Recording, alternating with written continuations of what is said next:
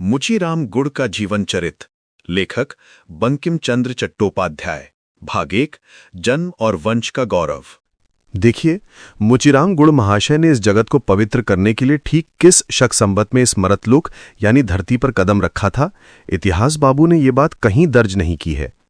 इतिहास जो बीच बीच में ऐसी कई प्रकार की बदमाशी करता रहता है, वो तो आप जानते ही हैं। हमारे इस अभागे देश में इतिहास का वैसा साक्षात्कार अर्थात दर्शन नहीं मिलता, वरना इसका कोई उपाय विहित किया जाता। यशोदा देवी के गर्भ से और साफल्य राम गुड़ के वीर से उनका जन्म हुआ। ये बड़े दुख की बात है कि उनके उच्च वंश के बारे में कुछ खास सुनाया नहीं जा सका, लेकिन सांत्वना बस इतनी ही है कि उन्होंने ब्राह्मण कुल में जन्म लिया था। अब गुड़ सुनकर कोई ये न समझ ले कि वे किसी मिठाई विशेष से पैदा हुए हैं। साफल्य राम गुड़ कैवर्तों के ब्राह्मण थे। उनका निवास साधु भाषा में मोहनपल्ली था और आम लोगों की भाषा में मोनापाड़ा। वहां केवल कुछ घर कैवर्तों के थे और गुड़ महाशय उस बस्ती के एकमात्र ब्राह्मण थे।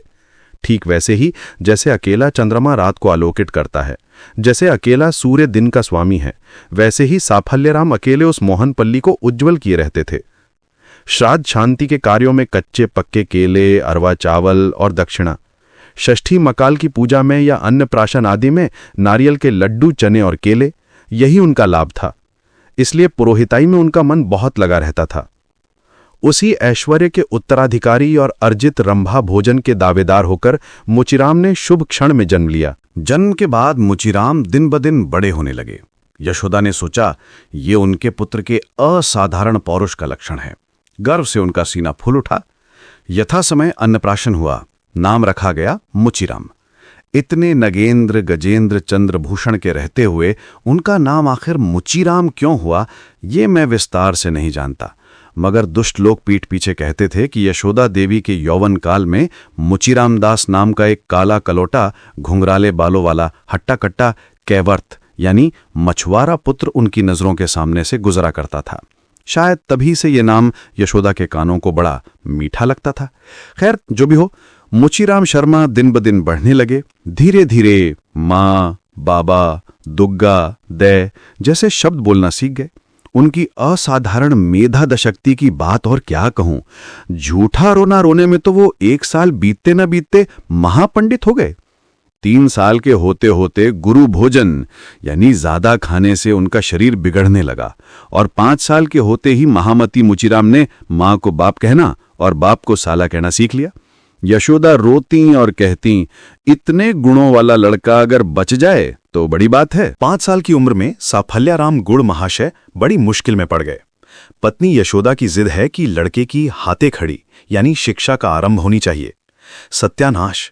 साफल्यराम की 3 पीढ़ियों में किसी ने ये काम यानी पढ़ना लिखना नहीं किया, और ये औरत कह क्या रही है।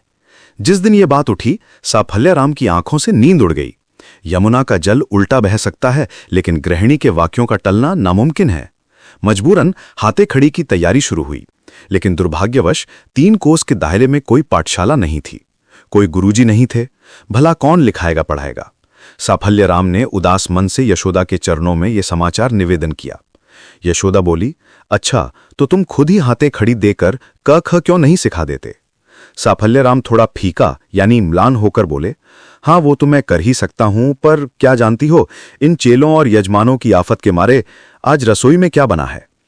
जैसे ही ये सुना, यशोदा को याद आया कि कैवर्त यानी मछुआरे आज पातीलेबू यानी नींबू दे गए हैं। वो झल्लाकर बोल उठी, उस सत्यानाशी मर्द। और इतना कहकर पति पुत्र के प्राणों में बसने वाली यशोदा देवी ने सजल आंखों के साथ नींबू डालकर पंता भात यानी बासी चावल खाना शुरू कर दिया। मजबूरन मुचीराम ने अन्य विद्याओं के अभ्यास में मन लगाया। अन्य विद्याओं में परा अचराच, पेड़ पर चढ़ना, पानी में डुबकी लगाना और संदेश चुराना। कैवर्त यजमानों की दया से गुड़ परिवार के घर में संदेश का अभाव नहीं था। नारियल के संदेश और ऐसी हर वो चीज जिसका छेने से रिश्ता हो या ना हो, जो हमेशा मुचीराम के घर में रहती थी, वही उनके विद्याभ्यास का कारण बनी। कैवर्त लड़कों के साथ उनका रोज एक नया झगड़ा होता था। सुना जाता है कि उनके घरों से भी खाना चोरी हो जाता था। 9वें साल में मुचीराम का उपनयन हुआ। साफल्यराम ने 1 साल तक प्रिय पुत्र को संध्या हन्निक सिखाया। उन्होंने वो सीखा या नहीं, इसका कोई प्रमाण नहीं है, क्योंकि इसके बाद मुचीराम को फिर कभी संध्या हन्निक करते ही देखा गया। उसके कुछ समय बाद ही साफल्यराम गुड़ की हैजा रोग से मृत्यु हो गई। अब यशोदा का दिन गुजरना मुश्किल हो गया। कैवर्त लोग गांव में एक और ब्राह्मण परिवार ले आए। यशोदा ने तब अन्न के कष्ट के कारण दूसरों के हाथ धान कूटना शुरू कर दिया। मुचीराम जब 10 साल के हुए तब कैवर्तों ने चंदा इकट्ठा करके सार्वजनिक पूजा का आयोजन किया। हरान अधिकारी की यात्रा मंडली आई। कैवर्तों ने सस्ते दाम पर 3 दिनों के लिए उन्हें बुलाया था। केले के पेड़ के ऊपर मिट्टी के सकोरे जलाकर 3 रात यात्रा चली। मुचीराम ने पहली बार यात्रा सुनी। यात्रा की कहानियां पहले बहुत सुनी थी, पर पूरी यात्रा पहली बार देखी। सिर पर मुकुट, बदन पर पीतांबर और हाथ में लाठी लिए साक्षात कृष्ण को पहली बार देखा। वो उल्लास से भर उठा। इतना तो तय है कि अगले दिन मुचीराम ने कोई मार पिटाई, चोरी या मां पर प्रहार ऐसा कुछ भी नहीं किया। मुचीराम का एक बड़ा गुण था, उनका कंठस्वर बहुत मीठा था। पहले दिन यात्रा सुनकर उन्होंने बड़ी मुश्किल से एक गाने का मुखड़ा याद कर लिया था। अगले दिन से वे मैदानों में वही गाना गाते फिरने लगे।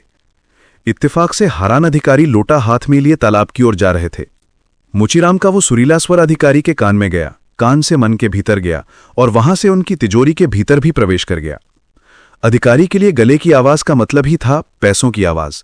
इस दोष में अधिकारी अकेले नहीं थे, वकीलों के साथ भी ऐसा ही होता है। गलाबाजी ही तो ब्रिटिश शासन का सार है। अधिकारी महाशय ने हाथ हिलाकर मुचीराम को बुलाया।